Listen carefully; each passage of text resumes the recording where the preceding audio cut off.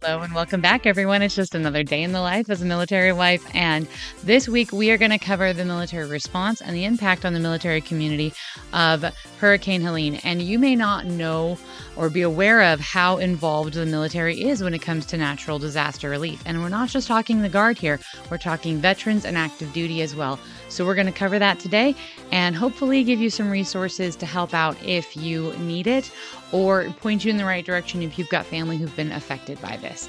As always, I'm your host, Sam Wolf, and you're listening to Life of a Military Wife.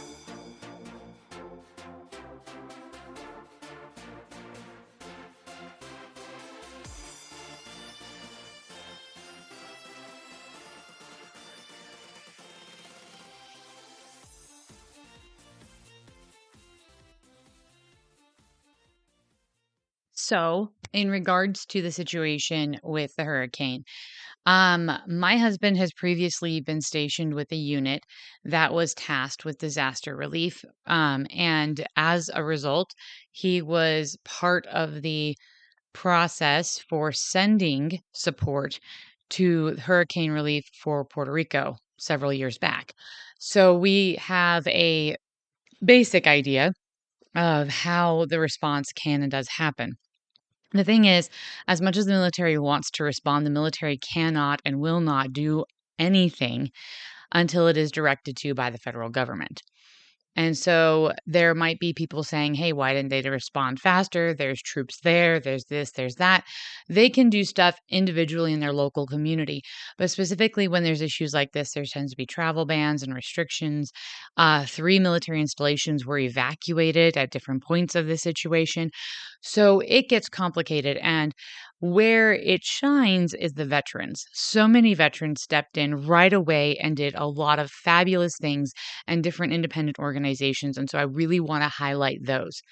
Before we get into all of that, the military installations that were closed and evacuated were MacDill Air Force Base in Tampa, Florida, Fort Eisenhower near Augusta, Georgia, and Moody Air Force Base also in Georgia. MacDill was evacuated before the storm hit as a precautionary thing, and everyone was back pretty quickly. The other 2 in Georgia were not evacuated until September 30th after the storm, and that is because they had lost power and water. Now, once they were evacuated, they ran into an issue where not everyone was capable of evacuating. And so there were individuals who did not have the resources or the funding to evacuate who were left. Since then, everyone is back. From what I've been told, all of those military families have returned and water and power has been restored. But there are definitely some lessons that leadership in these different bases can and will learn. As anyone in the military community will tell you, we've got something called an after action report. And I guarantee there will be after action reports for this. And those things will be addressed. And hopefully, better evacuation routes and communication systems will be assessed. Because I remember when I was in with our family group for my husband's unit, and we were living on post, that we had a conversation about what would happen in case of an emergency or an evacuation because of some fires. And this was a previous home. And I had no idea. And so I started asking questions. And sure enough, everyone's like, oh, we have plans. There's plans. I'm like, well, what are the plans? Oh, there's plans. And it came to be that there really weren't any specific answers I was getting. And that was a little bit disconcerting for me, considering I was in a position where I would need to disseminate the information if such a situation ever occurred. And luckily, it never did. But that's one of those things that, as military leadership or those in command positions, these are evacuation plans, emergency response plans, are things we should definitely be checking in on, making sure we have up-to-date ones and that people know where they are and how to use them. All of that said, I want to get into some of the things that actually happened on the ground. First, I found multiple news sources that were stating that some of the first responders were military veterans. They had military veterans coming down, setting up clinics, flying in with helicopters. There is a fabulous organization that I found out, and it works with the military. It actually trains special forces. The organization is Mountain Mule Packers, and they train special forces and other organizations on how to use mules to get supplies into remote areas. And they do all sorts of different trainings. Well, when the hurricane hit and there were remote areas of Georgia that were impassable, their roads were washed out, bridges were washed out. There was little to no way to reach some of these places except via helicopter. Mountain mule packers stepped in and started packing supplies in using their mules. They have been doing this now for over a week. And it's just so heartwarming to see them using what most people would think is kind of an analog resource to get to remote places that are being affected and the good that they are doing through this.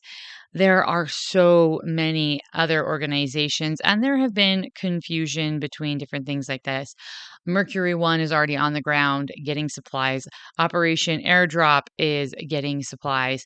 And finally, it took a little longer than I would like, but the 82nd Airborne Engineers are on the ground, and Fort Campbell has sent the 101st. It looks like the Rakasans. I'm not 100% sure. My husband and I were going through, and he's like, I think it's the Rakasans. I think it's this, and that. But basically, they sent in a bunch of helicopters, 15 helicopters, to help with search and rescue and medevac and things like that. And honestly, it's just amazing to see people pull together. And I'm going to be completely honest, I am not super impressed with FEMA's response to most hurricanes. In fact, I genuinely cannot think off the top of my head a single time where there's been a hurricane and I'm like, wow, FEMA handled that so well. And so the fact that they've done not so great on this one is just, to me, par for the course. What I absolutely respect and admire is the individuals who can and are able to drop everything and go there and help out. The linemen who are going. I don't know if y'all know much about linemen. We've had the opportunity at a previous duty station to know a lineman. But what a lineman is they're the people who actually repair the power lines. And so often we just don't think about this thing we take for granted, which is our power, our electricity. And when you live in a more rural or remote place, you tend to think about that more and you tend to have things like backup generators. But not everyone always does. And this ripped out so many power lines. This Hurricane Helene, wiped out tons and tons of power lines and just snapped them like twigs, dragged them for miles, drug houses. Like the devastation is intense. And I'm sure many of you are already aware of the effects of that. But these linemen, some of them are coming all the way from California to help out. Some are going to help out with Florida because there's a big storm coming in that you all know about, and the Florida government wants to be prepared. And so they're calling in all the linemen they can. There was another report that made me super happy because I know people who work for Phoenix Fire Department, but evidently there are people who have come to help out in Georgia from Phoenix. There's people from all over the country coming to help. And these linemen, these power workers, not all of them are from Georgia, but they are helping reestablish power. And the reason why this is important is not just because these people need power, but a lot of these people don't have water sources from a city. They don't have municipal water. Their wells that pull up the water for their property are electrical. They run off of a generator or a pump. The pumps run off of something that requires power. And so some of these will take fuel. And if you've been able to go and get fuel, then you're able to keep it going. But some of them just run off the power in general. And it varies property by property and family by family, but still, for them to be able to have water, for them to be able to have power, those go together. And it's not something that people always think of. Again, if you've lived in a more suburban or urban environment, those may not be things you've ever considered before. And the other part, I've had some people ask questions. They're like, wait, so why was the mountains hit so hard? Well, part of the reason why Appalachia was hit so hard is basically the water surges and rock slides and mudslides, landslides in general. And when you have something like that start at the top of a mountain and go all the way down, by the time it gets to the bottom of the mountain and picks up speed, it can be catastrophic. And there were some areas that were able to handle and prep this better and others that weren't. But this is one in 100 years. This is not a typical storm. They don't normally get hit by hurricane level storms in this region, and they weren't supposed to get hit by it. It turned in the middle of the night. So it's always good to be prepared when you live in areas, wherever you're living, as a military family or anyone. You need to know what the natural disasters are for your area and how to prepare for them. If you live in a place that gets snow, and as a family that's lived in lots of different places, we've had to prep for blizzards, we've had to prep for tornadoes, we've had to prep for earthquakes, we've had to prep for forest fires. You name it, the United States gets every single natural disaster you can get in the world. It's possible to have those here in the United States. And so, as military families, we need to be prepared wherever we live to face those challenges and care for our families and just be self sufficient if necessary. So, this is a huge wake up call for a lot of people, especially for a lot of military service members. One thing that people were running into over and over again is that because there was no power, there was no way to purchase things electronically. Your debit card is useless in a situation like this. And so it becomes imperative to have cash on you or have things to barter and trade. And again, that was part of the problem that some of the military families were running into when they were asked to evacuate was maybe they didn't have vehicles that were functioning or they didn't have a vehicle at all or they didn't have the funds to evacuate.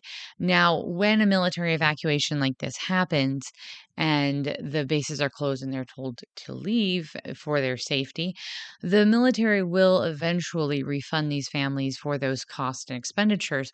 The issue is, and I hate to say this, but it's true, and anyone who's been in the military knows it's true. It's not going to be right away. It's going to take a while. And this is why it's important to always have cash on hand as a military family. You need to have it for moves, you need to have it for deployments, you need to have it for TDYs, and you need to have it for emergencies. You need to have cash on hand and you need to have savings because the military can and will reimburse for certain things, and the pay does come eventually, but there are times when it doesn't come fast and it doesn't come right away, and the expenditures are now, but the refund is later. So, I don't know where you're at or where you're stationed or what your economic position is, but there are a lot of fabulous organizations out there doing a lot of great work. Like I said, Mountain Mule Packers is one of them, Operation Airdrop. Mercury One is out there, Helping Hands is out there. Again, National Guard, active duty military are out there. There are a lot of really fabulous organizations out there helping out. And if you can and are able to donate, please do find a reputable organization to donate through. And we have done what we can. It wasn't much, but we did what we can. And I will put a link in the description below of organizations that I feel comfortable and confident in, and I would recommend.